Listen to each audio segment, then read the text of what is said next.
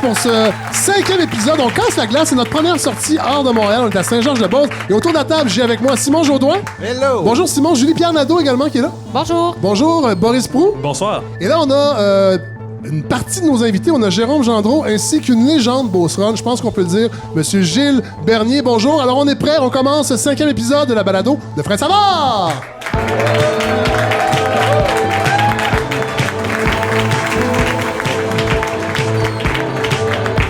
Alors oui, première sortie hors Montréal. On est à Saint-Georges-de-Beauce, à la Soupière Plus, qui est pleine à craquer.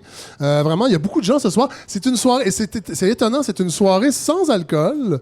Ce soir-là, il y a des gens qui étaient en transe tantôt. On en a réveillé quelques-uns, mais les gens vont s'habituer. Moi, c'est ma nouvelle vie depuis 18 mois, et on va passer une belle soirée grâce à ça. Je dois l'avouer, je n'étais pas venu en Beauce depuis 1986. C'est la dernière fois que je suis venu en Beauce, et c'était pas à Saint-Georges, c'était à Sainte-Marie-de-Beauce. Ouais, je sais, pour le tournoi Bantam de Sainte-Marie-de-Beauce. Je jouais au hockey pour le Canadien de Granby. On était hébergé à Saint-Isidore, si je me rappelle bien. On est arrivé tard le soir. J'avais dormi à côté d'une fournaise à l'huile.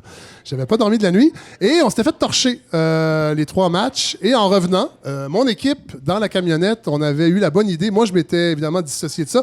On avait eu la bonne idée de faire un mooner dans les fenêtres sur la 73. Et tout ça est véridique. Moi, j'ai pas fait de mooner parce que j'étais pas à l'aise. J'étais jeune dans mon corps, à 14 ans encore. Sauf qu'on avait oublié que la camionnette était identifiée à la ville de Granby. Alors, on était facile à identifier. On a été suspendus. Nos coachs ont été suspendus pour nous avoir laissé... En fait, ils nous avaient laissés tout seuls dans la camionnette et ils étaient dans une autre voiture. Imaginez. Vous laissez 16 gars de 14 ans sans surveillance dans une camionnette, c'est sûr que ça va finir les faux-founes à l'air. Mais c'est pas arrivé aujourd'hui. D'ailleurs, je veux remercier Communauto qui nous a fourni le véhicule pour venir à Saint-Georges. Voiture hybride, donc on n'a pas trop pollué. Mais je ne veux pas parler trop longtemps d'introduction parce que j'aime, évidemment, c'est une revue d'actualité. On va parler d'actualité et je veux aller immédiatement à l'actualité de la semaine.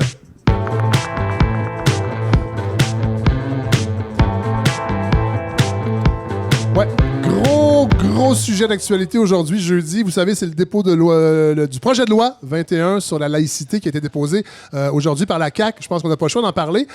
Bon, j'ai fait beaucoup de route aujourd'hui. J'ai pas eu le temps d'éplucher la chose, mais bon, on l'attendait, ce projet de loi-là, avec beaucoup d'excitation. Ça faisait longtemps qu'on n'avait pas eu un débat qui divise la population au Québec, hein, et un débat aussi qui permet au reste du Canada de nous traiter de racistes. Ça faisait quoi, quelques jours seulement qu'on n'avait pas eu ça? Excuse-moi, Boris, mes mains bougent beaucoup. Là, il faut le dire, le gouvernement, il va avec l'artillerie lourde en utilisant la clause dérogatoire qu'on appelait, M. Bernier, vous vous en rappelez, dans les années 80, la fameuse clause non-obstant. Non-obstant. Oui, on va en parler, on va en reparler avec vous tantôt, M. Bernier. Donc, j'espère que tu as un autre sujet. Oui, non. J'ai un autre sujet, mais il faut en parler, quand même. Donc, il sera maintenant interdit pour un employé de l'État de porter des signes religieux lorsqu'on occupe un poste d'autorité. Et là, ça inclut les enseignants et les enseignantes, les directeurs et les directrices d'école, mais seulement ceux et celles des écoles publiques. Ça, c'est intéressant. Une laïcité à 2 vitesses, fallait y penser, hein, c'est original, assez unique dans le monde.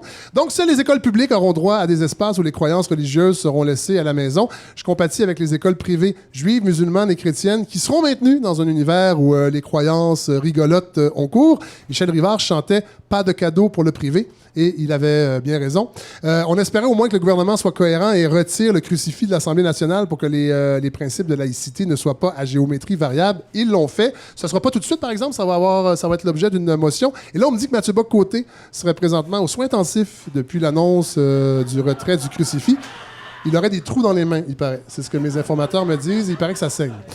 Francine Pelletier, chroniqueuse au Devoir cette semaine, disait qu'il fallait pas faire de la laïcité une nouvelle religion et plutôt s'en remettre au compromis Bouchard-Taylor en se pinçant le nez. Selon elle, aller plus loin serait superflu, puisque, je la cite, « Il y a longtemps que la religion ne mène plus la politique par le bout du nez en terre d'Occident », ce qui est parfois vrai, sauf qu'en même temps, le Journal de Montréal nous apprenait cette semaine que la commission scolaire Marie-Victorin sur la rive sud de Montréal avait décidé de décaler d'une journée la tenue d'un examen ministériel de français en juin prochain, parce qu'il entrait en conflit avec une importante fête religieuse. Je ne nommerai pas la fête, je voudrais pas être qualifié d'islamophobe, et surtout, je voudrais surtout pas prétendre qu'il est plus important de maîtriser les préceptes d'Allah que ceux de Maurice Grévis, mais contrairement à ce que pense Francine Pelletier, visiblement, il y a encore... la religion mène parfois la politique. Ce qui est intéressant dans le cas que je vous parle, c'est que aucune demande de la communauté musulmane n'a été faite pour repousser cet examen-là. C'est la direction, c'est les commissions scolaires qui ont pris l'initiative. Alors, Alors, voyez ce qui est sournois avec la religion, c'est le principe de la goutte chinoise. Et là, je sais, je vais me faire traiter de sinophobe. Non, je n'ai pas dit que les Chinois sont sournois. Mais là, j'ai envie de vous entendre. On va inaugurer un nouveau segment qui s'appelle le Brainstorm. Ouais, on va brainstormer. Je vais avoir votre opinion, ceux qui en ont une.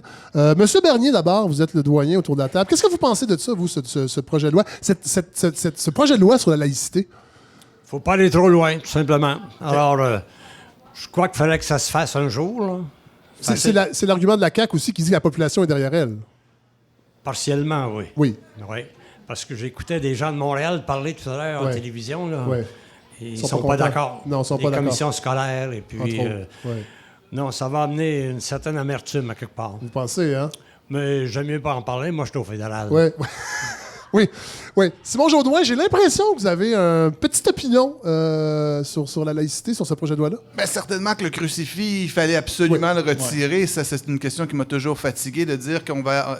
Parce qu'on a voulu mélanger identité et laïcité dans tout ce débat-là. C'est un mélange explosif. Un mélange explosif, une soupe assez immangeable, tant qu'à moi. La laïcité, c'est un principe d'État, un principe juridique, un principe philosophique qui dit donc que la religion n'interfère pas dans les affaires politiques. Tout à fait. Voilà. À partir de là, c'est vrai pour les Allemands, c'est vrai pour les Français, c'est vrai pour les Québécois au même titre. Donc, mélanger l'identité dans tout ça et dire, ben moi, j'ai mon identité, j'ai aussi mon patrimoine qui est un crucifix que je veux conserver. Et c'est là qu'il y avait un problème. Donc, c'est assez habile et je suis assez content. Cela dit, la CAQ prétend que c'est quand même, en fait, le gouvernement prétend que c'est quand même une mesure pour préserver l'identité, même s'ils ont enlevé le crucifix, le fait d'interdire, entre autres, le port de signes religieux. Puis on sait que ça vise beaucoup pour l'instant. Ben, ça, c'est la deuxième partie de ma réflexion.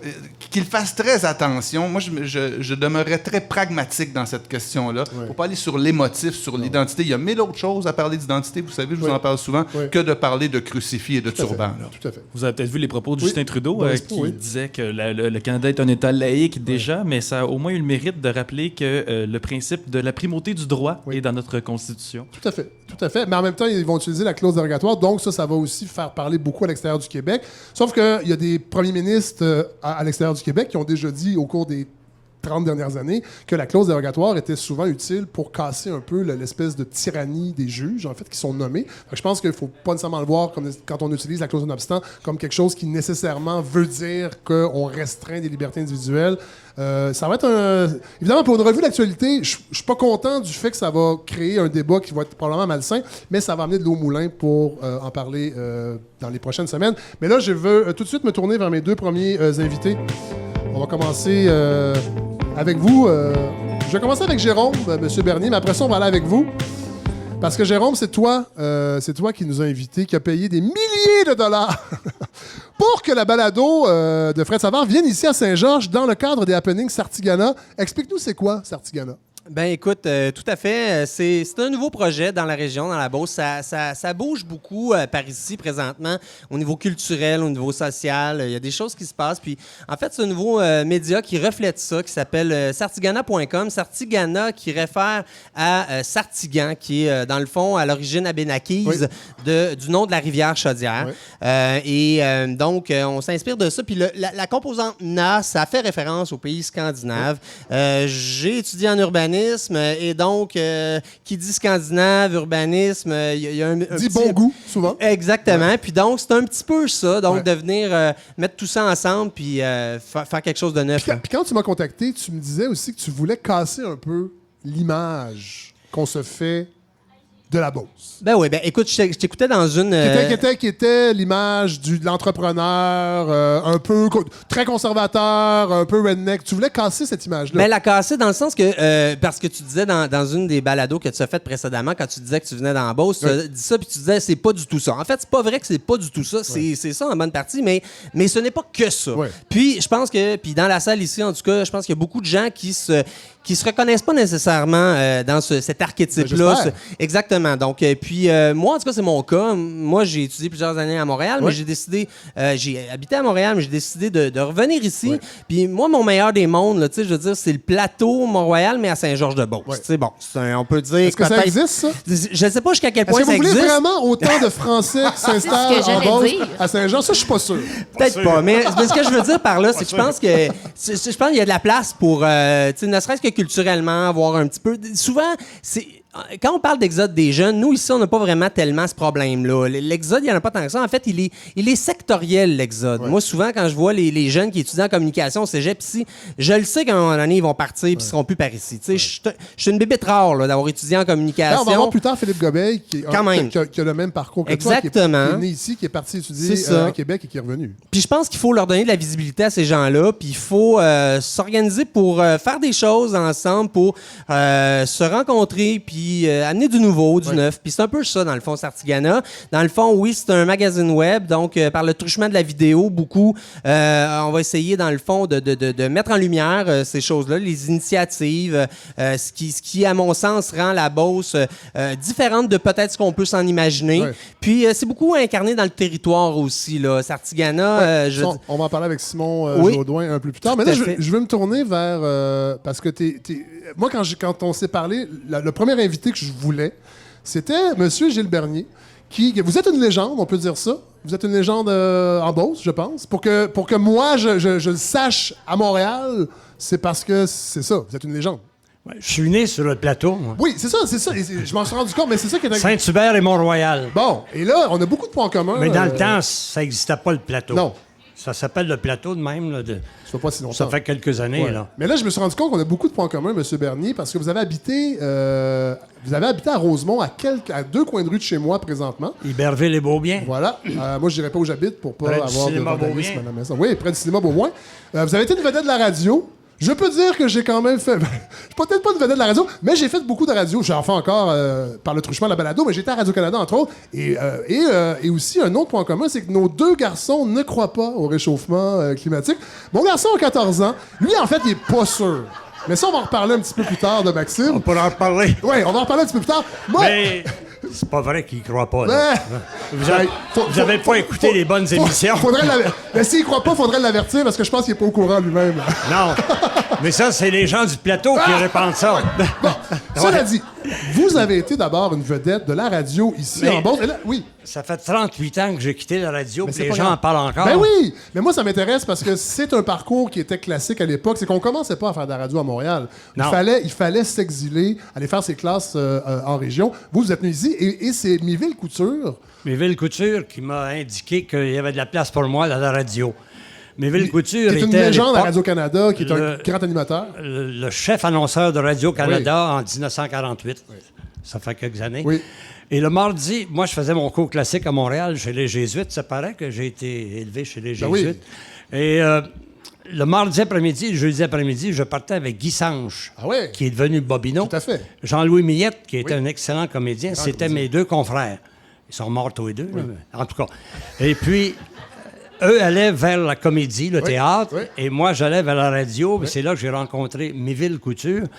Puis il m'a donné quelques petits cours, quelques indications. Puis il m'a dit, t'as du talent, le jeune. Je l'ai cru. Je l'ai cru. Et puis, mais il dit, tu peux pas commencer, quand tu auras fini ton cours classique, tu peux pas commencer à Montréal. C'est la jungle. Va en province. Puis il dit, quand tu auras fini ton cours, viens me voir, je vais te trouver une place. Le lendemain de mon certificat, quand j'ai eu mon diplôme, je suis allé le voir. Il dit, à Montmagny, il y a une place de libre, et je vais appeler le boss, puis il va t'engager. Dans ce temps-là, quand Miville Couture te recommande, t'as pas besoin d'autre chose. Ben non. Je suis arrivé là, j'ai fait 2 mois. Au bout de 2 mois, je gagnais 10$ par semaine. Qui était une fortune à l'époque. Non, c'était pas pire. Et là, vous êtes devenu une vedette, on peut le dire. Là, je sais que vous allez faire le modeste, mais à un point tel... Non, je suis pas si modeste que ça. Non. Non, ça... On m'a même chuchoté. Mais on n'avait pas beaucoup de compétition. On était le seul poste de radio, puis Québec, ça rentrait presque pas, puis il y avait Sherbrooke.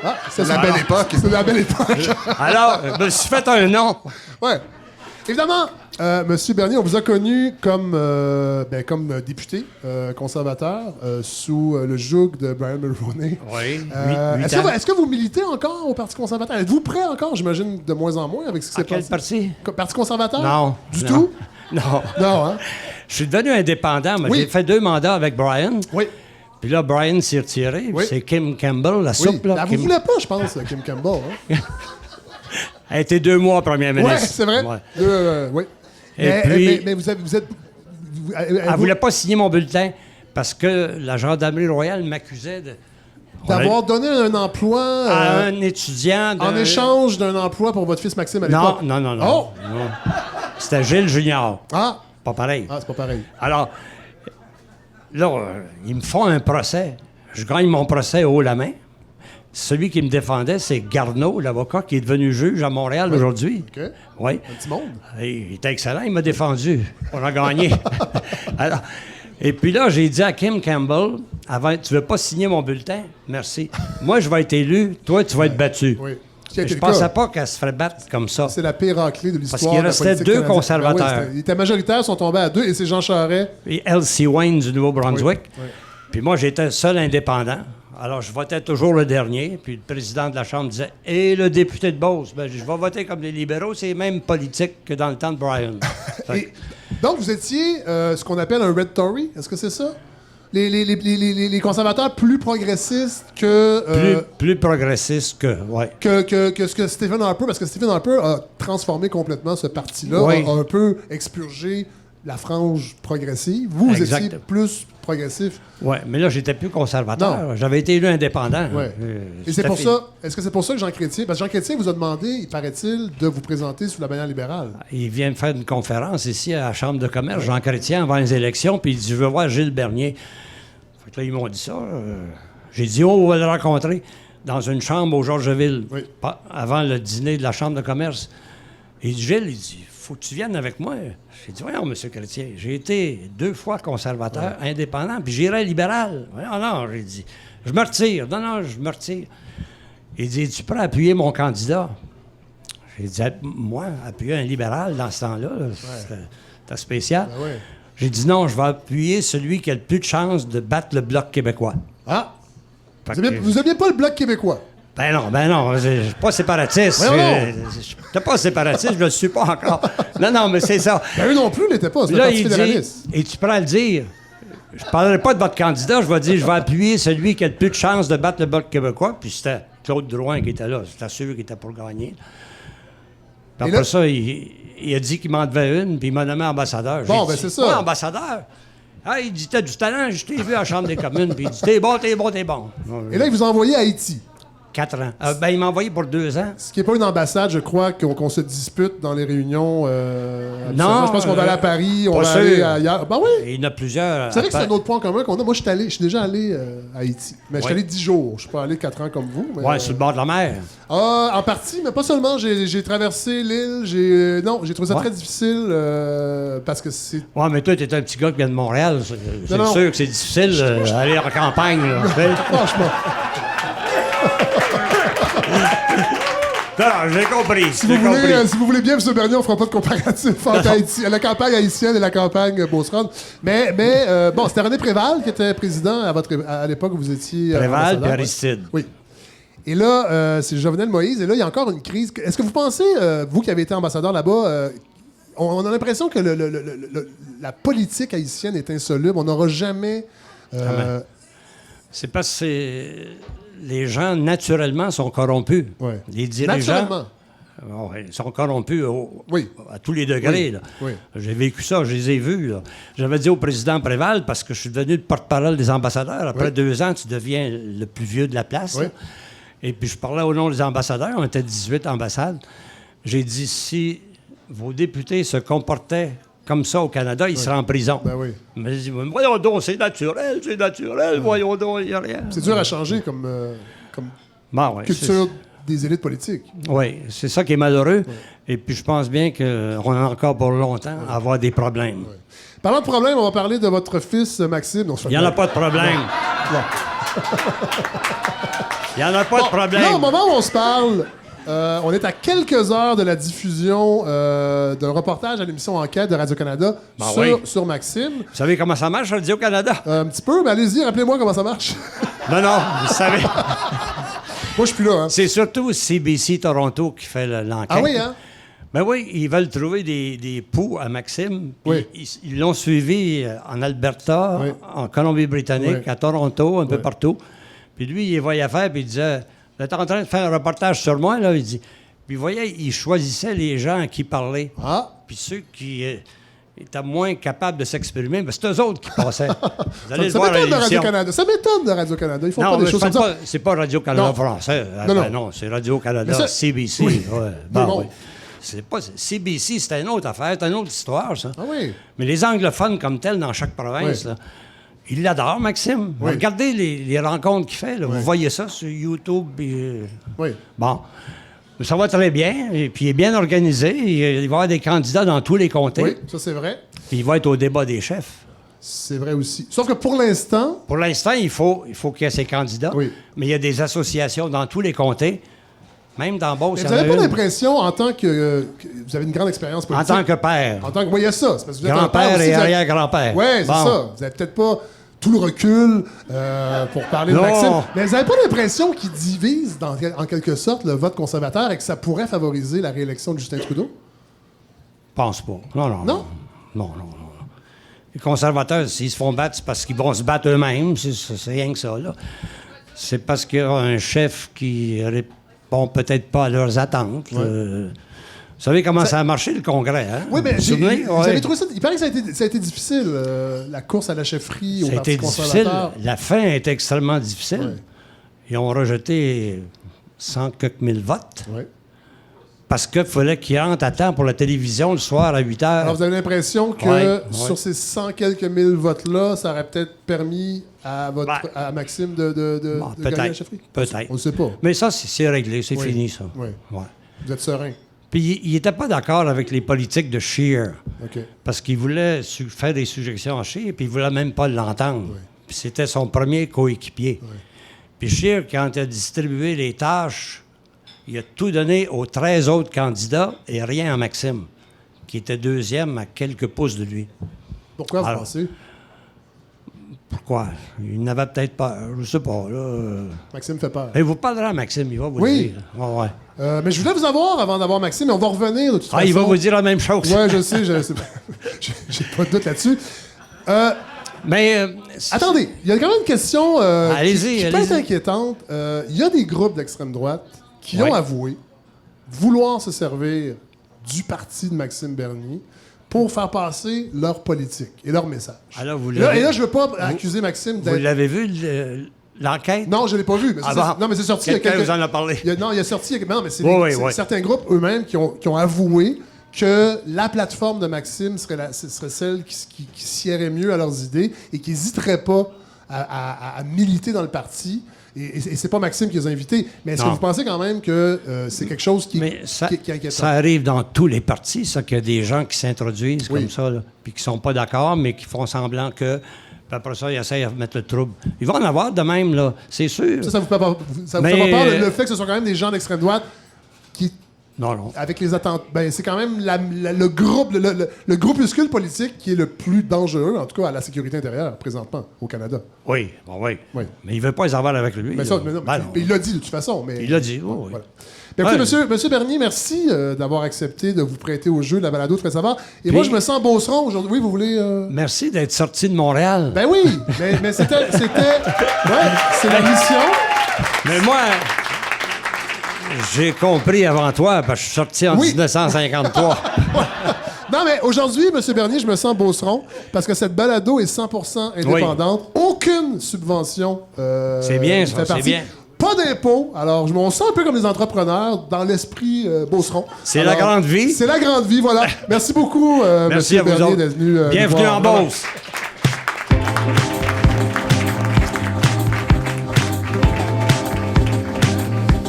Et là, vous pouvez rester avec nous, M. Bernier, Jérôme, parce que je me tourne vers Simon Jaudoin. Et là, avant... C'est la sagesse, ça, Simon C'est Baudouin? une partie de la sagesse. OK. C'est notre grand sage des régions, on peut dire ça. Mais j'ai pensé à vous, Simon, cette semaine, parce que vous savez qu'on parle de la crise au Parti québécois, mais il y a une crise au Parti libéral du Québec qui a récolté moins de 1 vote sur 10 à l'extérieur de Montréal lors des dernières élections. Moins de 1 vote sur 10 auprès de la communauté francophone, des Québécois francophones. Alors, la nouvelle présidente du PLQ, Linda Caron, a demandé aux 29 députés du PLQ d'aller à la rencontre des électeurs à l'extérieur de Montréal. Et là, je trouvais que vous pourriez peut-être les aider, vous qui pilotez le tour du Québec et vous vous promenez partout au Québec, parce que ça va être anxiogène pour plusieurs députés libéraux qui ne sont jamais sortis de Montréal, à part pour aller à Québec en limousine aux fenêtres teintées. Ils vont faire le saut en sortant de Montréal. Ils vont se rendre compte qu'il y a des Québécois qui ont le français comme langue maternelle. Ça, il y a beaucoup de députés libéraux qui l'ignorent. Et je les invite également à visiter les écoles publiques du Québec pour qu'ils constatent ce que 15 ans de politique d'austérité ont fait à notre système d'éducation. Mais je me tourne vers vous, Simon, parce que vous êtes parti hier de Montréal pour venir ici. Oui, quand on visite des régions, et bon, je ne suis pas un expert des régions et certainement pas un expert de la Beauce, mais je visite beaucoup de régions, je fais quand même pas mal ce que j'appelle un tour d'auto. Un tour de char. Un tour de char depuis mon enfance. Oui, je suis parti hier parce que je voulais absolument arriver par le sud. Parce que Chaudière-Appalaches, ça, c'est intéressant comme région, la Beauce en particulier. Ce qui est intéressant, c'est d'arriver, de ne pas prendre l'autoroute. Moi, je suis un peu contre les autoroutes. Oui. On est un peu comme éjecté dans les régions. On arrive un peu saoulé par la vitesse. On n'a rien vu. On ne s'est pas arrêté. On arrive, il faut prendre presque un peu de repos quand on arrive, tellement on est sonné. Et donc... Et c'est monotone, on va se dire. Les paysages d'autoroute sont monotones. Sont monotones. Et peut-être que c'est une solution pour les politiciens, justement, qui veulent se rendre dans les régions, c'est de prendre ce qu'on pourrait appeler les chemins des écoliers un peu. Moi, un chemin que j'aime tout particulièrement pour venir par ici, c'est de passer, de se rendre en Estrie par la 10 et là, de sortir dans le coin de Sherbrooke, autour de Cookshire-Eaton, si vous voulez. Là, vous pouvez passer par Scotland. Il y a par la Patrie aussi, c'est très joli. Vous en allez vers le lac Mégantic. Parce que la rivière Chaudière prend sa source dans le lac Mégantic. Et ça change la manière dont on va voir une région, c'est de l'aborder pour ce qu'elle est. Ce que l'autoroute ne permet pas. Donc, de se rendre à Mégantic comme ça et de remonter, de descendre le courant. Oui. Et je l'ai fait, ce qui est intéressant, aujourd'hui, je l'ai fait par la rive ouest. C'est-à-dire que là, on passe par les rangs et on voit très bien aussi les villages de l'autre côté, surtout quand on arrive près de Saint-Ludger. C'est très beau avec l'église qui est bleue. Et là, ça nous permet de voir ce qui se passe, justement. Alors, moi, je suis un Montréalais. J'assume que je suis un Montréalais. J'aime être un Montréalais. Mais quand je me rends en région, j'aime aussi prendre mon temps et y aller mollo. Donc, là, sur ces rangs-là, surtout par cette saison, tu roules à 50-70 km/h, tu comprends? Et là, tu as le temps de voir. Pour le meilleur et pour le pire, je dois dire, parce que parfois, le paysage est abîmé aussi. On peut voir aussi, il y a des endroits où on sent qu'on aurait besoin d'un peu d'amour. Oui. La fierté a passé tout droit. Oui, mais le tournant après, le paysage est magnifique aussi. On rencontre des gens, bon, évidemment. Donc, c'est tout ça qui est intéressant. Et de voir aussi, je vous parlais l'autre fois du fleuve Saint-Laurent comme la colonne vertébrale du Québec, si vous voulez. Bien, la rivière Chaudière, c'est la colonne vertébrale de toute la région ici, plus particulièrement en Beauce où on est. Il y a des enjeux d'identité autour de ça, d'identité des villages. On en parlait cet après-midi avec Jérôme. Il y a eu des projets ici, justement, pour avoir accès à la rivière, à Saint-Georges tout particulièrement. Une corporation qui s'appelait Rendez-vous à la rivière, qui ont voulu donner l'accès aux berges. Ça augmente la fierté régionale, ça fait que c'est beaucoup plus beau. Il y a tout un projet de piste cyclable aussi. Pour l'instant, je crois que le tronçon entre Vallée-Jonction et ici est assez bien réussi et on va essayer de tout reconnecter ça. Tu me disais, Jérôme? En fait, présentement, c'est que le tronçon dans le nord de la Beauce est réalisé depuis quelques années et ainsi que le tronçon dans le sud de la Beauce. Mais dans le milieu, donc dans la MRC Robert-Clich, dans les municipalités de Saint-Joseph et Beauceville, c'est encore à terminer. Mais une fois qu'on aura tout relié ça, et c'est prévu là, pour cet été ou au maximum peut-être 2020, ce sera génial et ce sera vraiment le produit d'appel touristique pour la région. Ça fait partie de la mise en valeur du patrimoine paysager. Et ça, c'est très important. Et c'est des choses qu'on voit justement quand on se promène sur les petites routes, des paysages qui ont besoin d'amour. Alors ça, je voulais le mentionner, justement, de faire ce tour d'auto-là. Demain, on va continuer ensemble, on va se suivre. On va continuer vers le nord, toujours de l'autre côté, du côté ouest. Et je pense qu'on va probablement s'enfoncer dans l'Aude-Binière, un peu dans le coin de l'Esther. Avec plaisir. Moi, je ne prends pas l'autoroute demain, c'est sûr. Non, c'est très, très beau de repasser par là aussi. Souvent, on parle des paysages de la Gaspésie, de Charlevoix, tu sais, des régions vedettes. On arrête un peu avec ça. Ben justement, c'est parce qu'il n'y a pas d'autoroute qu'on trouve ça. Mais toujours est-il que côté terroir, ce qui m'a intéressé en venant en Beauce cette fois aujourd'hui, c'est on pourra en parler de manière générale du terroir brassicole du Québec. Donc, on a une grande fierté pour les microbrasseries du Québec depuis quelques années. Pour cause, on fait des excellents produits. Personnellement, je ne bois plus que ça en termes de bière, des bières québécoises. Par contre, on a plus un savoir-faire qu'un terroir brassicole. Et c'est important de le réaliser. C'est-à-dire que la plupart des microbrasseries vont utiliser des produits qui peuvent venir d'un peu partout, des houblons importés, des céréales importées, pour fabriquer les microbrasseries. Pas toutes, non. Il existe des fermes brassicoles. C'est pour ça que je vous en parle aujourd'hui ici, parce qu'il y en a une justement en Beauce. Et il n'y en a pas beaucoup. Il y a la Frampton Brass, qui est une brasserie, une microbrasserie que les gens ici connaissent sans aucun doute. Ben oui, applaudissons-les. Les gens sont un peu engourdis parce qu'il n'y a pas d'alcool aujourd'hui. Ben oui, ils sont un petit peu en... un genre de léger délirium tremens. Ils sont sous de sobriété, un peu comme vous. Et donc, quand ils ont ouvert il y a 7 ans, c'est intéressant, c'est une histoire de famille. Alors moi, j'ai parlé avec Justine Boucher, qui s'occupe de tout l'aspect touristique, communication, tout ça. Mais son fils, Gilbert Poulain, c'est le maître brasseur. Ouais. Sa fille, Virginie Poulain, elle fait la comptabilité, toute une histoire de famille. Et à l'époque, quand ils ont ouvert, il y a 7 ans, il n'y en avait que 3. Il y avait la Schwab et la Choune aussi. Ouais. Depuis, il y a une autre ferme micro-brassicole, je crois que c'est dans les cantons, la ferme brassicole des cantons. Il y en a peut-être d'autres, on me corrigera, là, mais c'est plutôt rare si on compare au nombre de microbrasseries qu'il peut y avoir. Encore plus intéressant, dans leur démarche de ferme brassicole, ils font donc pousser, si vous voulez, les céréales dont ils ont besoin. C'est leur culture à eux. Mais ils arrivent à produire, parce qu'ils en achètent aussi, tout ça, mais ils arrivent à produire une bière 100% Beauce Run. Et je trouve ça intéressant parce que ça nous amène du côté des appellations contrôlées. Un jour, on pourrait dire on a un produit Beauce, un produit, produit, je sais pas, Chaudière-Appalaches. Bon. Alors, la spécificité de ça, c'est qu'ils arrivent à faire une bière qui est produite avec uniquement des produits de la région. Et comment on fait ça, produire des choses, une bière avec des produits de la région? Bien, on fait affaire avec ses voisins. Alors, il y a une houblonnerie ici, en Beauce aussi, c'est du côté de Saint-Bernard, on me corrigera, la houblonnerie des Jarrets Noirs, qui produit un houblon local. Et pour la malterie aussi, il y a la malterie Côte-la-Flamme aussi, qui est plutôt du côté de Lotbinière, qui va faire tout le malt pour eux. Et ils arrivent donc à faire une bière 100% Beauce Run. Et là, on parle vraiment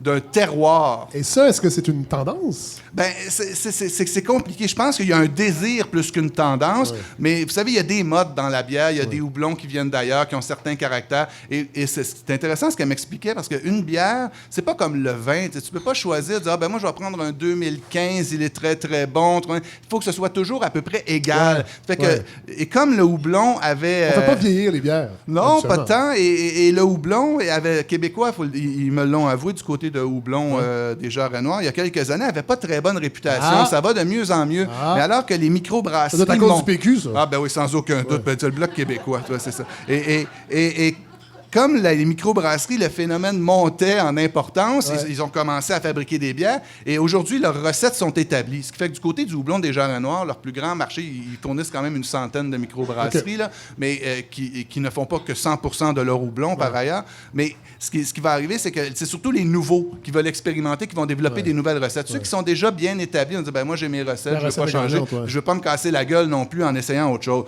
Donc c'est intéressant de voir que... Ce qui est intéressant de voir ici, c'est de voir le circuit court qui existe entre les gens de la région qui vont boire la bière. La bière est distribuée aussi un peu partout avec des produits locaux. Ça, je trouve ça intéressant de voir qu'il y a une entraide aussi entre producteurs. Et du côté de Frampton Brass, écoutez, j'ai même fait enquête pour vous. Moi, j'enquête pas sur Maxime Bernier, j'enquête sur ce qui se passe. Bien, il y a un projet d'agrandissement qui est intéressant en ce moment. Cet été, ils vont agrandir et ils vont, sans aucun doute, sont sur le point de rentrer dans le circuit des économusées aussi. Donc ça va changer beaucoup la donne côté tourisme, parce que ça aussi, c'est très important, le tourisme des microbrasseries. Ils ont quand même changé beaucoup l'approche culinaire, l'approche brassicole au Québec, les microbrasseries, c'est très important. Donc, et c'est intéressant aussi, ils ont des bœufs, des vaches Highland. Et ils leur donnent la drèche, les résidus de brassage qu'ils vont manger. Donc, encore là, il y a le goût des microbrasseries qui peut rentrer, vous savez, dans d'autres produits. Alors, du yogourt qui goûterait la bière. Ben là, je pense que ça va être un steak, là, ne vous en déplaise. Donc, c'est ça, simplement pour montrer qu'il y a un terroir brassicole qui s'installe, que nous n'avons pas. Quand on pense aux microbrasseries du Québec, on a plus un savoir-faire qu'un terroir. Il y a des gens comme ça qui font du développement. Je pense que c'est intéressant de le voir. Merci, Simon. Ben oui, si un jour on a un terroir brassicole, on pourra peut-être penser que la Beauce y a joué un rôle. Vous-même, en tant que prosélyte du terroir, en tant que prophète merci beaucoup, de la brasserie. Simon. Et là, M. Bernier, Jérôme, je vous libère, parce parce que nous allons avoir besoin d'espace pour accueillir de nouveaux invités, parce que la Soupière Plus... Oui, vous aviez... Oui, tu as fait allusion à un chroniqueur tout à l'heure, mais tu as la même voix que lui. Ah oui? Mathieu Bock-Côté. Ah non, dites-moi pas ça, M. Bernier. Oui, vrai ou faux? Je parle pas aussi vite Oui, que M. Bock-Côté. Il a une très belle voix. Ah, une très belle voix, oui. Oui, mais pourquoi on partage pas tout à fait les mêmes idées. Ouais. Mais je le respecte beaucoup. Oui. Et c'est un très bon chroniqueur. Et c'est une des seules personnes de droite au Québec, dans les médias, qui a de l'humour et qui est présentable. Et nous, on aimerait ça avoir un chroniqueur ou une chroniqueuse de droite dans cette émission-là, mais on ne peut qu'avoir Mathieu Bock-Côté. Et il y a déjà quand même pas mal de tribunes. Alors, on est à la recherche de quelqu'un très à droite qui viendrait peut-être chroniquer avec nous et qui a de l'humour. C'est ça qui est difficile. Mais merci d'être venu à la balado. Ouais, voilà. Bon succès. Merci. Et là, pendant que j'accueille notre prochain invité, je veux faire une annonce... on a appris ce matin, bon, c'est pas si grand, mais c'est quand même grand. C'est le 5e épisode, donc on a compilé les 4 premiers épisodes et on a 50 000 téléchargements depuis le début de la balado. C'est énorme, pour vrai. 50 000. On n'avait pas d'attente. Ben, on avait des attentes, on voulait que ça fonctionne, mais jamais à ce point-là. Évidemment, c'est dur, il n'y a pas de comparatif parce qu'on défriche, on peut le dire. On est des pionniers de la balado indépendante. Vous êtes un genre à noir. Je suis un genre à noir de la balado indépendante. Mais 50 000 téléchargements, merci d'être au rendez-vous vraiment parce que c'est un projet indépendant. Il n'est pas chez les grands diffuseurs et ça n'augure que très bien pour l'avenir.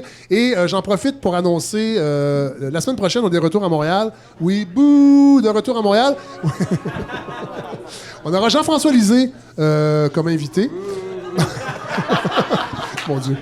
Le 11 avril, on aura Julie Gauthier, qui est professeure au Collège Annecy, qui va venir nous parler d'autochtonisation du Collège Annecy. Ben, pas de tout le collège, mais de cette opération-là qui est très intéressante parce que les équipes sportives du Collège Annecy à Montréal portent le nom d'Indiens et d'Indiennes. On sait très bien dans cette terre de laquelle nous vivons que c'est quelque chose qui peut être très péjoratif. Et elle va venir nous expliquer comment concrètement on procède à un changement en respect de toutes les sensibilités des gens en cause. Le 18 avril, on sera à Gatineau pour le festival Transistor, festival de balado, votre fief, Boris Proulx. Tout à fait.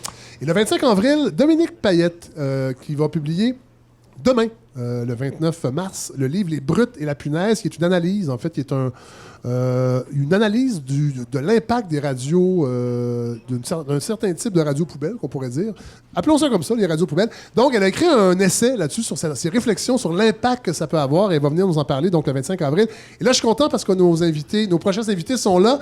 Philippe Gobeil et Hélène Latulippe, bonjour. Bonjour. Bonsoir, oui, bonsoir. Je me tourne tout de suite vers vous, Philippe. On va commencer avec vous.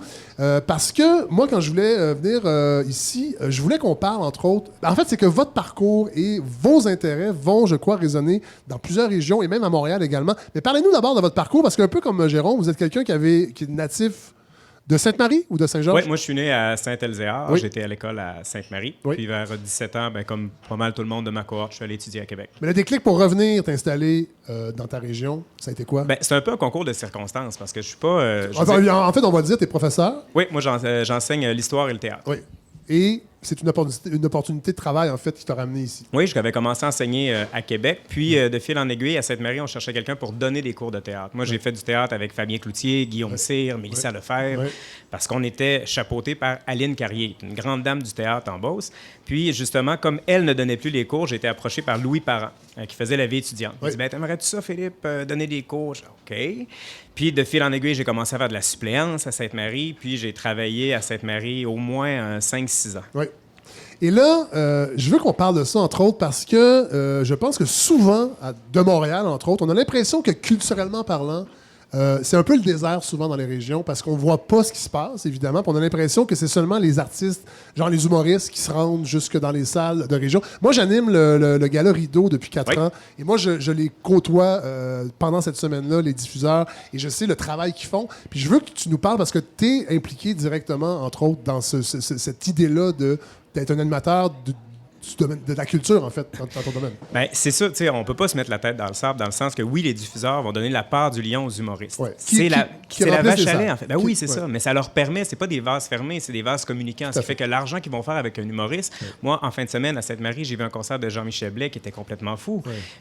Et on a accès à ça aussi en Beauce. Je pense que la culture se cultive et que si dans l'offre, tout ce qu'on offre, c'est un créneau qui est très, très fermé, par exemple les humoristes ou des pièces de théâtre d'été, ben c'est juste ça qu'on va avoir. Mais si on donne tranquillement accès à d'autres trucs, si on diversifie l'offre, ben c'est comme ça qu'on cultive. Simon? Penses-tu qu'il y a un enjeu d'occupation du territoire, justement, sur la culture, de savoir qu'il y a des spectacles comme ça? Est-ce que ça garde les gens en région? Toi, jeune, tu dis, moi, je voulais juste sacrer mon camp. Est-ce que ça peut servir, d'aimant pour garder les gens par ici? Bien, il y a une approche qui est différente en Beauce, mais je pense qu'il n'est pas propre à la Beauce, qui va être propre à toutes les régions. En fait, il y a un domaine des possibles qu'il n'y a pas nécessairement à Montréal. Il y a à peu près de ça, mon Dieu, un mois et demi, mon amie Mélissa Lefebvre qui a fait l'excellente pièce Bagage, qui est devenue un documentaire. Moi, je voulais qu'elle vienne en Beauce pour qu'elle joue avec ces jeunes. C'est sur un documentaire sur les enfants réfugiés. Oui, c'est ça. Elle a une tâche d'enseignement complètement folle où elle a dans sa classe d'accueil des jeunes que ça fait moins de 2 ans qui sont au Québec, qui apprennent le français, pour qui c'est peut-être une 4e, 5e langue, et elle fait un show de théâtre avec eux autres. C'est une des pièces les plus troublantes que j'ai vues parce que ça questionne beaucoup sur l'identité. Puis je pense que, justement, en Beauce ou dans la région, ce rapport-là à l'autre, à l'identité, il y a lieu qu'on le présente. Fait que je me suis arrangé avec elle. Je dis, gars, Mélissa, moi, je t'organise le tout. Prépare tes jeunes, puis on va arriver. Puis lorsqu'elle est arrivée en Beauce, elle me disait, Philippe, j'avais oublié à quel point ça peut être facile en Beauce. Parce que moi, justement, étant le gars de Noël Gobeil, ben, je vais appeler Ludger pour les autobus parce qu'il va me faire un prix. Puis c'est sûr que si je vais à tel restaurant, ben, vous allez m'arranger de quoi? Parce que Mélissa qui était... Puis là, je pars dans mon histoire de raconteur. Puis... Fait que finalement, tout ça a été super facile, alors que ça aurait pu être très, très complexe. Fait que je pense qu'en région, que ce soit en Gaspésie, que ce soit ailleurs, il y a une espèce de facilité à créer des projets de différents niveaux parce qu'il y a une communauté. Là. Cet esprit de communauté-là, oui, on est tricoté serré, mais c'est un peu comme une pantoufle de Fantex, ça s'étire. On peut... Faut la remettre à la sécheuse de temps en temps. Oui. Et je voulais que tu sois à la balado aujourd'hui parce que tu es l'initiateur d'une pétition pour sauver le Château Beauce. Le patrimoine bâti, c'est quand même dans l'actualité. Puis là, ça concerne les régions, mais ça concerne Montréal aussi. C'est tout notre rapport, en fait, au patrimoine bâti. Puis toi, tu es l'initiateur donc d'une pétition pour sauver le Château Beauce. Parle-nous, en fait, du Château Beauce. Le patrimoine bâti, c'est pas de réjection municipale. C'est national. C'est un trésor collectif qu'on a. Fait que j'aimais quand vous disiez que vous êtes passé à travers les petites routes pour arriver à Saint-Ludger et voir, parce que ça nous appartient un peu. C'est une responsabilité qu'on a qui est collective. Puis penser qu'il faut laisser ça dans la main de la gestion simple des municipalités, c'est complètement con. Et souvent, les municipalités n'ont pas cette sensibilité-là et la plupart des bâtiments sont détruits pour soit faire des stationnements ou des condos. Mais là, toi, tu veux sauver le Château Beauce. Mais parle-nous du bâtiment. En fait, ça a l'air bien gros, ce que je veux dire, mais c'est un joyau du patrimoine qu'on a dans notre cour en arrière à Sainte-Marie. C'est très, très rare, ce genre de résidences-là qui ont été construites en dehors des grands centres urbains. Grosso modo, c'était 2 notaires au début des années 1900, dans 1903, le notaire Théberge et le notaire Larue, qui étaient un couple, mais à une certaine époque, c'était mal. C'était des amis. Donc, ils étaient des vieux amis. garçons qui habitaient ensemble. Des vieux garçons qui avaient leur bureau de notaire ensemble dans un château. Disons ça comme ça. Comme Tintin, le Capitaine Haddock. Et voilà, tout à fait. C'est le moulin-sort de la Beauce. C'est le moulin-sort de la Beauce. Mais ils ont fait... Et Tintin aussi, c'est un vieux garçon. Ah oui. Oui, mais ils ont fait ériger quelque chose de sublime en faisant venir des marbres d'Italie, du cristal de Bohême, des tapisseries de soie, et ils ont vraiment... c'est un petit domaine.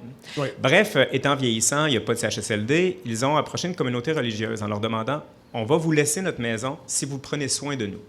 Et c'est ce qui s'est fait au tournant des années 40-50. Donc, une première communauté religieuse entre, et dans le testament, c'était stipulé que le premier étage ne devait pas être altéré. Et ça s'est passé jusqu'en 2014, où les religieuses qui étaient vieillissantes ont dû laisser le bâtiment. Et c'est un bâtiment qui vaut peut-être 1,8, 1,9 million, mais on a décidé de le céder à 369 000 $ à la Société de l'Alzheimer pour que le bâtiment reste à vocation communautaire. Ce qui fait que le bâtiment n'a jamais été altéré. On entre à l'intérieur et c'est de toute beauté. Quand la pancarte a été mise à vendre, puis qu'on a su que c'était la Société de l'Alzheimer qui l'achetait, bien, pour tout le monde dans la collectivité, on a fait « OK ».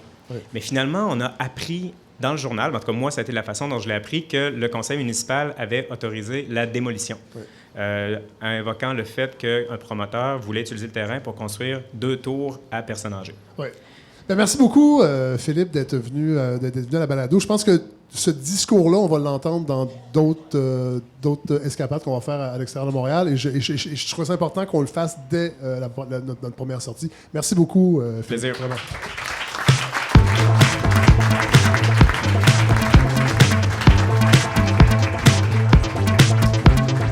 Et là, je me tourne. Évidemment, on est à Saint-Georges. On est à quoi? 40 minutes peut-être de la frontière américaine? À peu près?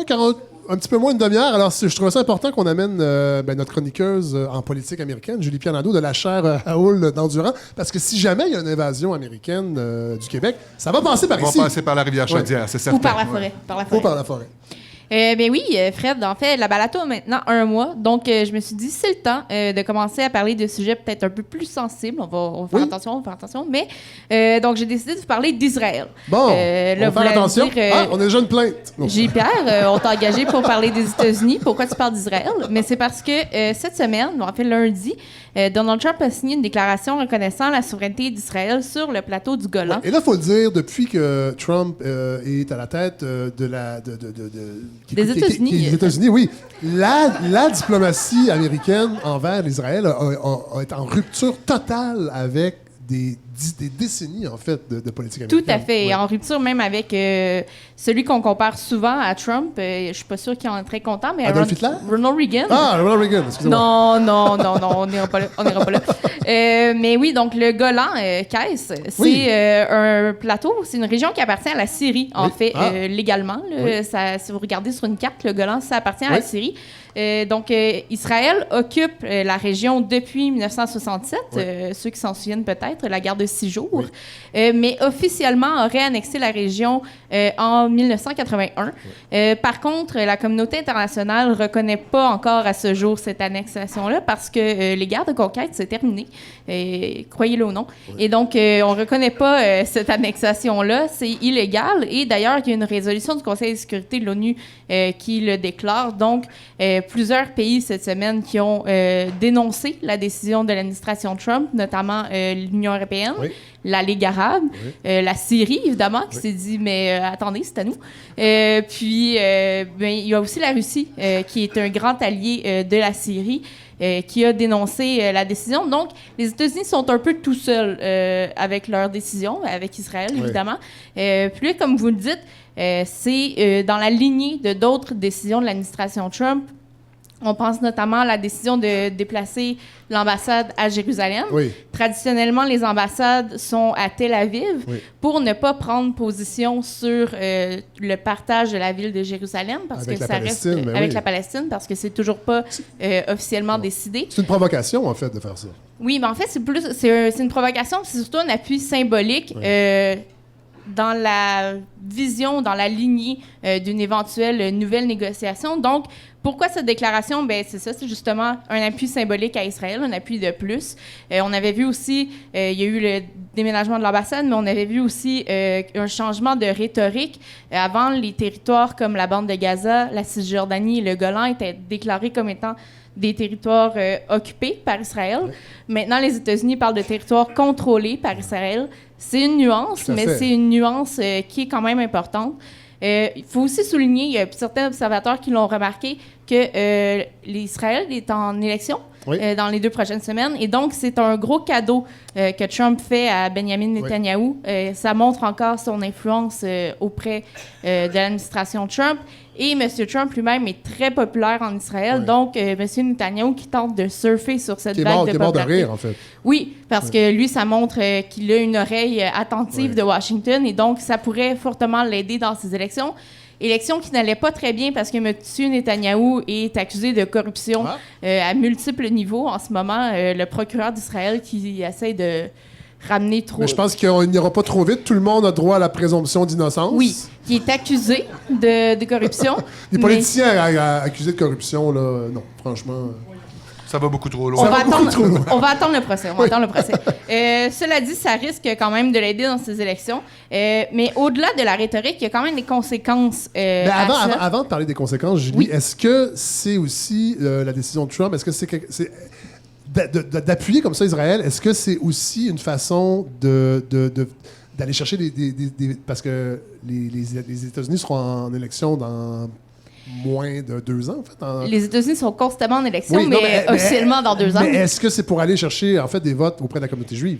Pas tout à fait, en fait, parce qu'il y a des républicains qui étaient très contents cette semaine. Ted Cruz était heureux comme jamais, mais il y a des républicains qui ont appuyé la décision qui disait que ça aurait dû être fait depuis longtemps. Ouais. Par contre, on pense que c'est pour aller chercher l'électorat juif aux États-Unis, mais cet électorat-là est de plus en plus divisé à cause du gouvernement de Netanyahou. Parce que il faut pas mettre tous les Juifs américains dans le même bateau. Ces gens-là veulent un État israélien, mais plusieurs sont ouverts à une solution à 2 États, donc à un État palestinien également. Et beaucoup ont un profond inconfort avec le gouvernement qui s'en va de plus en plus à droite en Israël et dont les pratiques sont de plus en plus dénoncées à l'international. Donc, c'est pas nécessairement un geste électoraliste. La décision de cette semaine, c'est plutôt idéologique. Donc, brièvement, mais pour les conséquences, vous l'avez dit, c'est une rupture. Je parlais de Ronald Reagan parce que quand ils ont déclaré l'annexation en 81, Ronald Reagan avait rompu l'alliance avec Israël pendant un certain nombre d'années, justement pour montrer son désaccord, pour dire que sa limite à lui était là. Et normalement, les États-Unis, justement, se voyant comme un modérateur ou un négociateur dans la région, tentent de rester neutre pour pouvoir être ce pays qui peut ramener les différents partis à la table de négociation, chose que Trump voulait faire. Il avait dit qu'il allait régler le conflit israélo-palestinien, mais là, on se dit que ça pourrait être plus difficile. Mettre l'huile sur le feu. Mais il met de l'huile sur le feu d'un conflit qui était un peu en dormance en ce moment. A été réactivé. Oui, a été réactivé. Le Golan, c'était pas une région de combat actif, mais c'est des tensions qui sont ravivées dans une région qui, vous le savez, est toujours très instable. Puis ça ouvre la porte, en fait, à ce que Israël prétende à l'annexation de d'autres territoires, comme la Cisjordanie. Monsieur Netanyahou en a parlé cette semaine, d'éventuellement peut-être essayer d'annexer la Cisjordanie, comme l'annexation a été reconnue pour le Golan. Merci beaucoup. Peut-être un petit mot avant de terminer rapidement sur le rapport. Oui, ben, en fait, qu'on pensait... c'est bien beau l'actualité internationale, mais il ne faut pas oublier la non-nouvelle de la semaine, le rapport Mueller. Et qu'on attendait des choses de ce rapport-là, puis finalement... vous avez peut-être été déçus. Il y a beaucoup de gens qui ont été pas déçus. Moi, nécessairement, parce que moi, j'essaie de rester neutre. Hein, j'anime une revue d'actualité, j'ai pas d'opinion, mais on attendait des choses. Il y a beaucoup de gens qui attendaient, peut-être pas dans le contenu, mais dans le coup d'éclat. Des gens qui attendaient un plus gros coup d'éclat du rapport Mueller cette semaine. Donc, on n'a pas le rapport complet pour le moment. On a eu simplement les conclusions de William Barr, qui est le nouveau procureur général, l'équivalent du ministre de la Justice, en fait, aux États-Unis. Ces conclusions sont assez simples. Premièrement, il y a 2 volets à l'enquête Mueller. Donc, le dossier de collusion avec la Russie, pour lequel on a vu que l'ingérence russe avait déjà été prouvée. Il y a des gens qui ont été arrêtés, des hackers, des Américains. Il y a des accusations qui étaient portées à ce niveau-là. La communauté du renseignement avait aussi statué. Par contre, on a conclu qu'il n'y avait pas eu de collusion. C'est ça, il n'y a pas de lien. Donc, il n'y a pas de lien politique. Il n'y a pas de lien politique. Il n'y aurait pas eu de complot ou de connivence entre les Russes et l'équipe de campagne de Trump à ce niveau-là. Par contre, pour le deuxième aspect de l'enquête, qui est l'obstruction à la justice, tout ça avait rapport avec le congédiement de James Comey, qui était à l'époque directeur du FBI. Donc, tout ce volet de l'enquête risque d'être ce dont on va entendre parler par la suite, parce que M. Barr a conclu qu'il n'y avait pas assez de matière pour porter d'accusation contre Donald Trump, mais explique en fait que c'est une question de doute raisonnable. Donc, M. Mueller n'exonère pas M. Trump, mais dit qu'il n'y avait pas matière à porter accusation. On ne sait pas l'étendue de la preuve, c'est le problème, vu que le rapport est resté secret.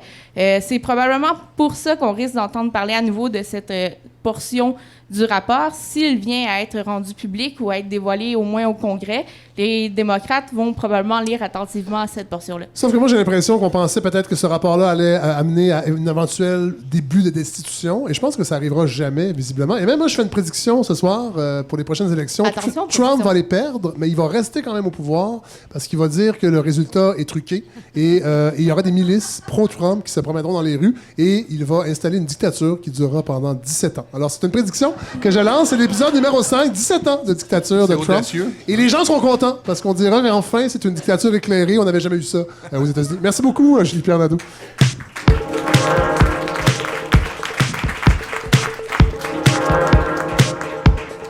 Et là, je me tourne vers... on va se tutoyer, Hélène, si tu le permets. Hélène Latulippe, directrice générale Conseil économique de Beauce. Je trouvais important de t'avoir dans cet épisode-là parce que je pense que le sujet qu'on va traiter, et c'est un sujet qui touche non seulement la Beauce, mais beaucoup de régions au Québec, mais la Beauce, je pense, est la plus touchée, c'est la pénurie de main-d'œuvre.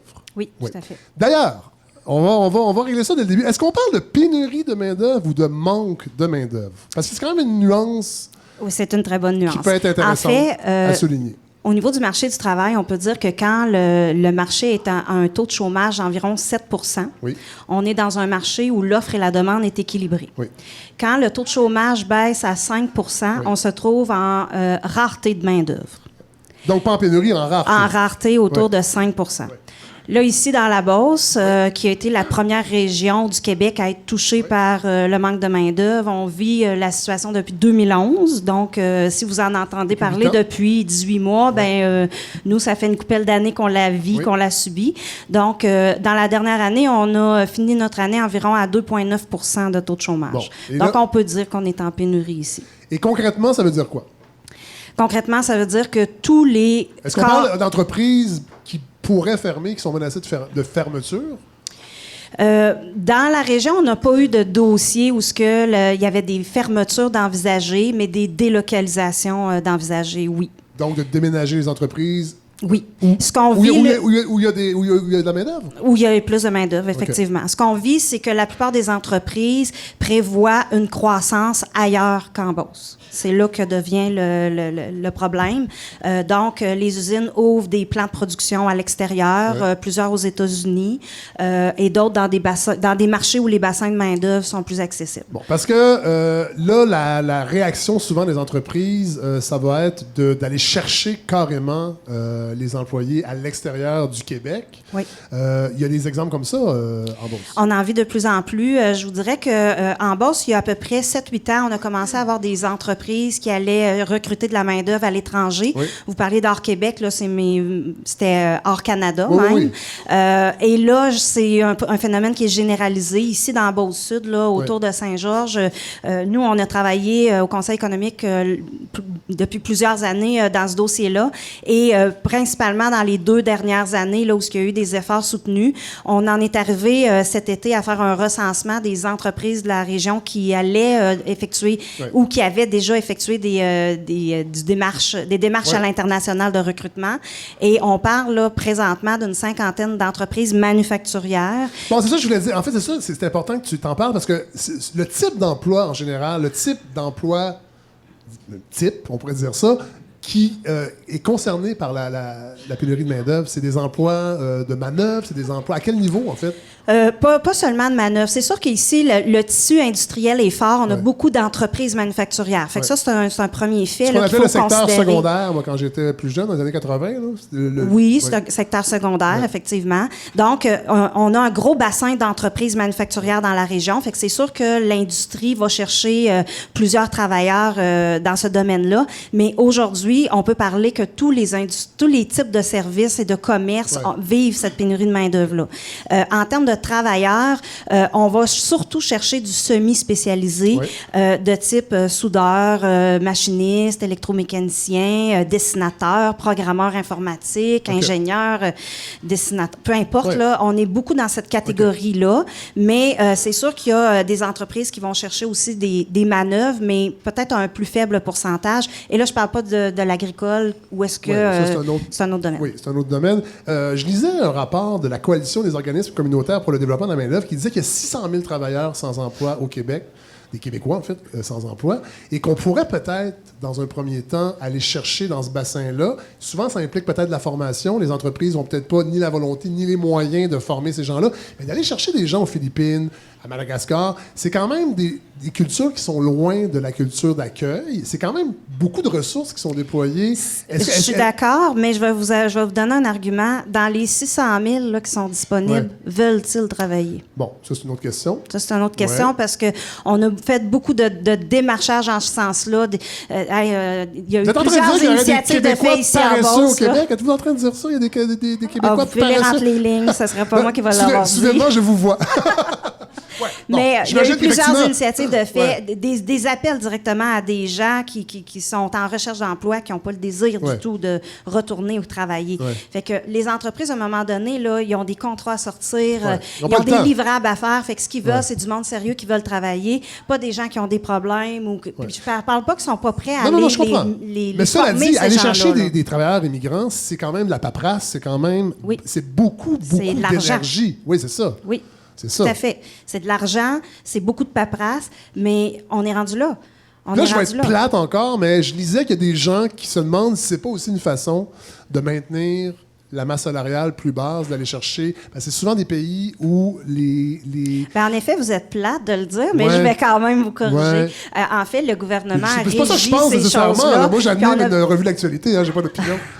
En fait, il y a des salaires qui sont régis par le gouvernement selon les codes d'emploi.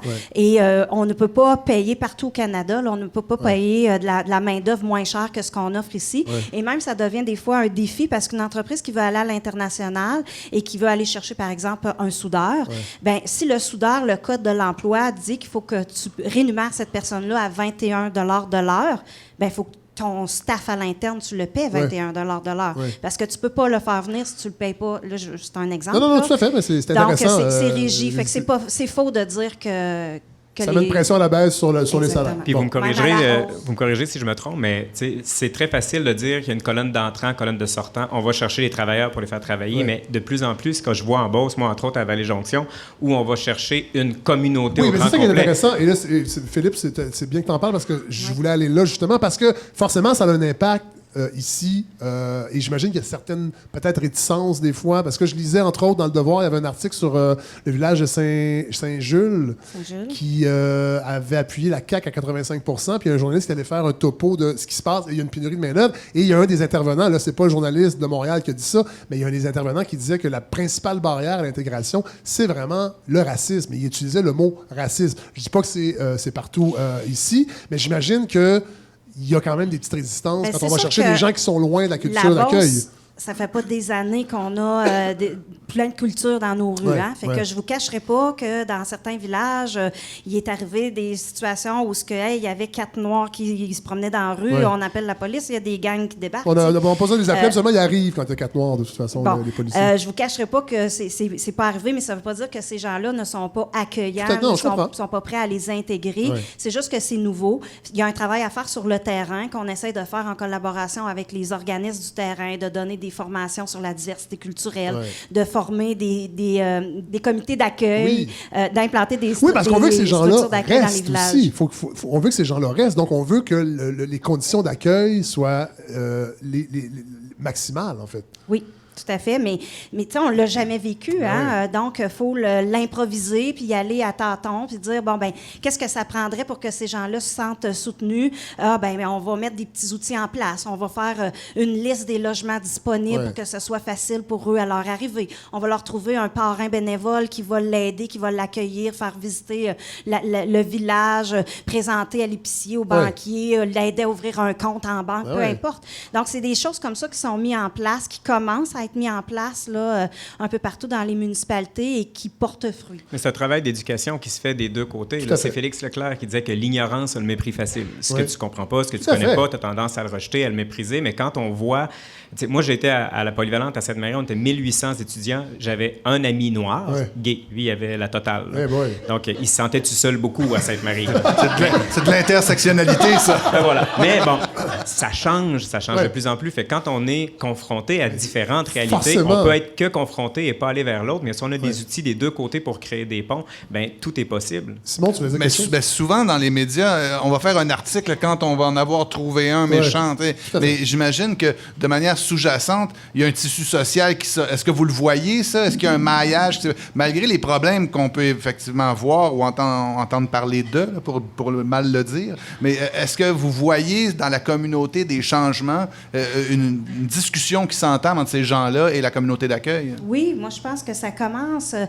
Justement, je participais cette semaine à un atelier où un immigrante et son conjoint ont décidé d'organiser des cours de danse pour faire du maillage entre des Québécois et des Latino-Américains. Donc, il y a des choses qui commencent à se voir sur le territoire, mais c'est un projet de société. Hein? Faut en faire un projet de société. Et quand ça n'en devient pas un, bien, c'est là que ça se passe mal. Tout à fait. Donc, il y a du travail terrain énormément à faire. Ben, merci beaucoup, Hélène, vraiment.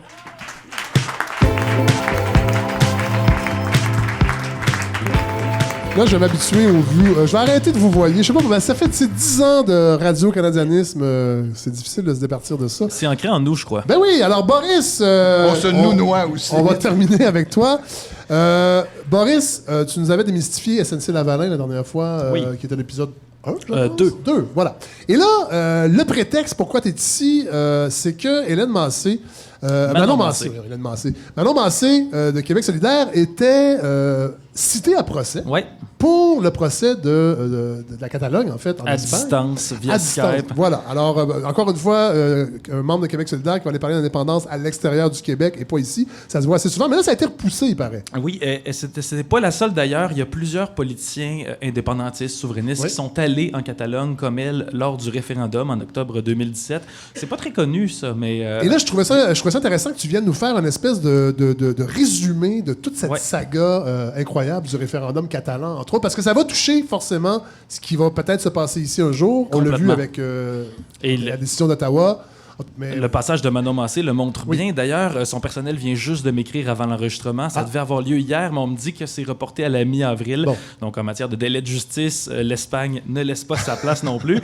Pour preuve, les indépendantistes catalans, d'ailleurs, sont en prison depuis plus d'un an, un an et quelques mois maintenant. Donc, des ministres de l'ancien gouvernement, des leaders d'associations indépendantistes également. Donc, le procès, là, il commence là, maintenant. Donc, c'est un bon moment d'en parler. Tout à fait. Et vous savez, cet été, j'y suis allé en Catalogne. J'ai fait une balado. Vous avez remarqué, une balado documentaire sur ce qui arrive avec la situation là-bas. Et souvent, je reçois la question, qu'est-ce qui se passe avec ça, la Catalogne? Parce que d'ici, du Québec, on l'a eu d'une manière un peu distante. Oui, étonnamment. On a vu passer le référendum, ça fait un an et demi. On a compris que ça n'a pas marché, je pense. On a peut-être entendu parler que des indépendantistes se sont fait mettre en prison, mais on n'en sait pas beaucoup plus. Et ça, je trouve ça très dommage. En fait, c'est que le référendum, dès le début, n'était pas reconnu par l'Espagne. Donc, c'était un exercice, c'était comme une pratique, en fait, on peut dire ça. C'est peut-être pour ça qu'on ne l'a pas suivi autant qu'il aurait dû. C'est dommage. Je pense qu'il y a plein de raisons, mais il y a plein de parallèles, en fait, à faire avec le Québec. Pas juste pour le mouvement souverainiste, d'ailleurs. On entend ça souvent, là, votre cousin qui a un filtre Facebook, au Québec. Non, mais pour tout le monde, même pour M. Bernier ici présent. Parce que comme le Québec, la Catalogne a sa propre langue, le catalan, c'est une région comme on est une province, une population similaire, et la Catalogne a sa propre loi 101. Bref, c'est vraiment une société distincte de l'Espagne. Donc, c'est intéressant de voir comment ils évoluent en tant que minorité nationale dans un pays, somme toute, riche, là, une démocratie occidentale, libérale, un peu comme nous au Canada. Mais les médias ici, évidemment, parlent très peu d'international en général. Ça a été souligné comme aux Et encore moins d'indépendance internationale. Même au Canada anglais, ils en parlent plus, c'est pas compliqué. Pas nécessairement de la Catalogne, mais bon. Et le jour du référendum en catalan, en plus, c'est malheureux, mais il y a eu une éclipse médiatique. C'était le même jour que la tuerie à Las Vegas, où il y a eu plein de morts. Enfin, bon, je m'éterniserai pas là-dessus, mais juste pour dire que finalement, les articles qui ont été écrits là-dessus nous viennent principalement d'Europe, donc l'agence France-Presse, par exemple.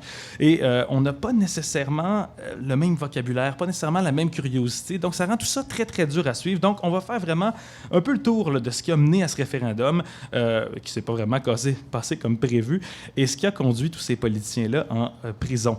Donc, pour faire le parallèle, là, c'est un peu comme si des ministres de l'ancien gouvernement libéral ici étaient mis en prison depuis 1 an et demi et commenceraient leur procès maintenant. On trouverait ça vraiment bizarre. Ben, eux autres aussi, ils trouvent ça vraiment bizarre. C'est ça l'affaire. C'est bizarre, des ministres libéraux en prison. On trouverait bizarre qu'ils aient été arrêtés, en fait. Là, je passerai vite sur les raisons pour lesquelles la Catalogne a sa propre langue différente. La couronne d'Aragon, évasion des morts, alliance avec la Castille, bon, la guerre de succession d'Espagne, Bourbon contre Habsbourg, je laisse ça à Jacques Beauchamp.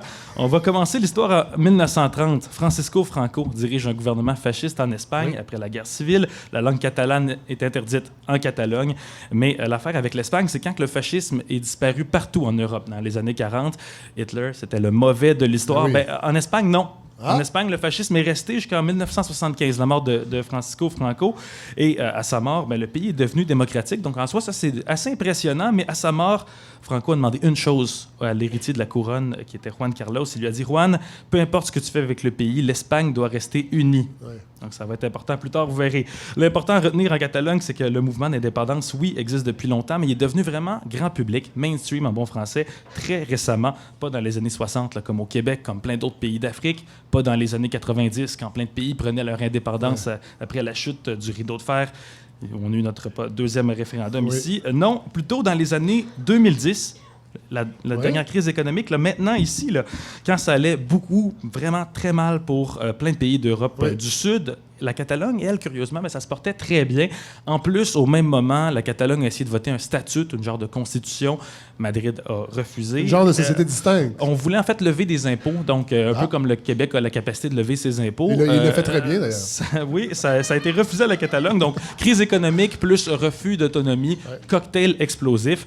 Et là, j'insiste là-dessus parce qu'en Catalogne, c'est venu des gens, vraiment, de mouvements. On dit de la société civile. Tout à fait. Et il y a des partis politiques qui ont carrément changé d'idée, qui sont devenus souverainistes. Donc, c'est très différent d'ici, où on a l'impression que c'est venu un peu des partis politiques vers le monde.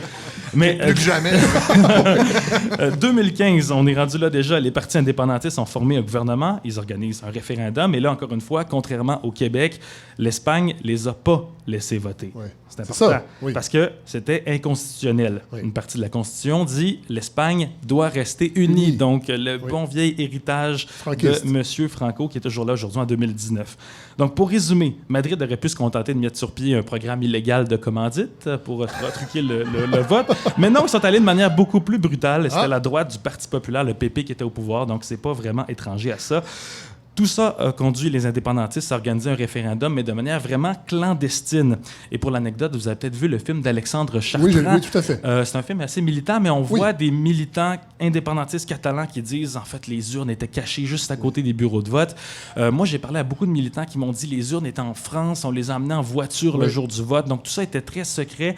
Et il y avait des cordons de manifestants. Ils sortaient les urnes parce que, dans le fond, les autorités, les policiers voulaient mettre la main sur les urnes. Et c'était ça la guerre du combat. Ils ont réussi à les préserver. Il fallait les cacher. Mais vous voyez, avec l'anecdote, on voit qu'il y a beaucoup de légendes urbaines, je dirais, autour de ça.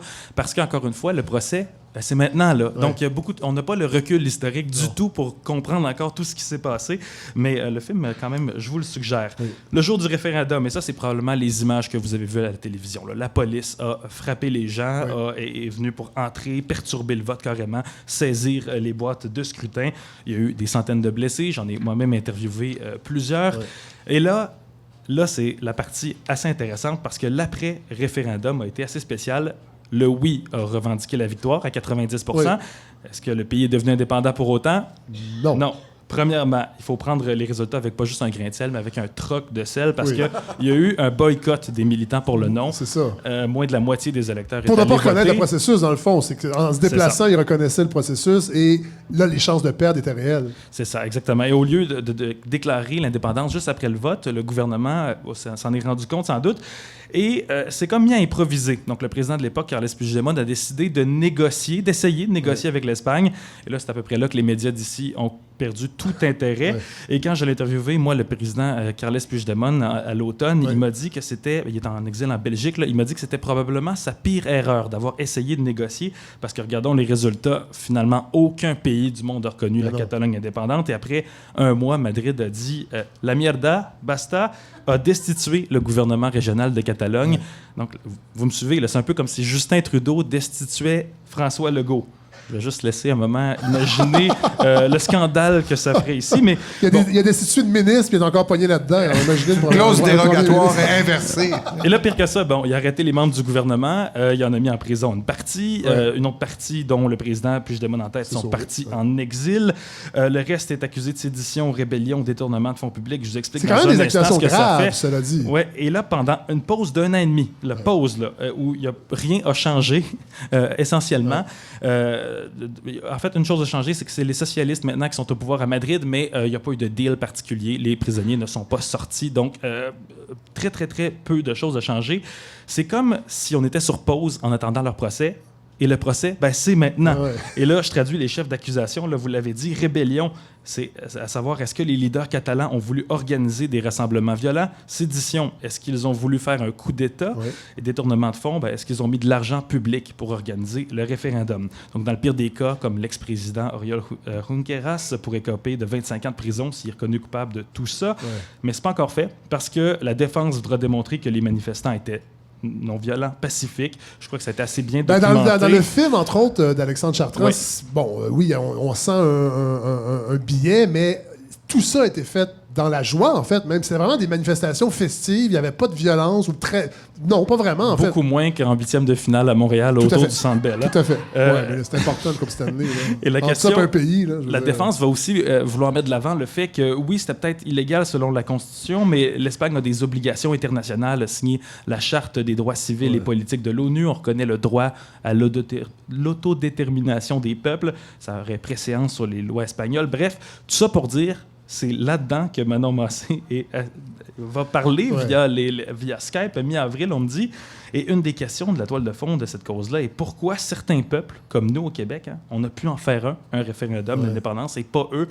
Et au-delà du procès de l'idée de l'indépendance, si on est pour ou contre, moi je pense que la Catalogne, c'est aussi un peu le procès d'un vieux mode d'organisation qui est l'État-nation. Oui. On voit les enjeux de notre génération semblent échapper à l'État-nation.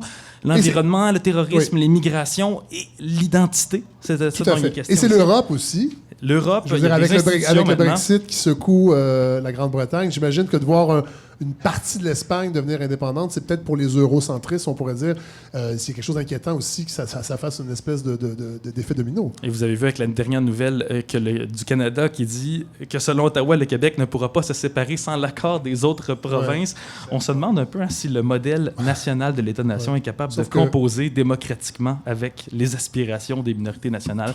Et la Catalogne va peut-être nous montrer ça. Ben merci Boris. Vraiment, c'est un beau résumé. Et ça termine, ce 5e épisode, cette première sortie hors de Montréal à Saint-Georges-de-Beauce. Vous étiez un public extraordinaire, très attentif. Merci à tous nos invités. Gilles Bernier, Jérôme Gendreau, Hélène Latulippe, Philippe Gobeil, Julie-Pierre Nadeau, Simon Jodoin, Boris, Steve Boivin à la réalisation. Nous, on se retrouve la semaine prochaine. Merci à La Soupière. Merci à La Soupière Plus, oui. Merci à Communauto également, qui nous permet de se déplacer sans trop polluer. Et je vous rappelle que la semaine prochaine, on est de retour à Montréal avec Jean-François Lisée. Bonne semaine tout le monde!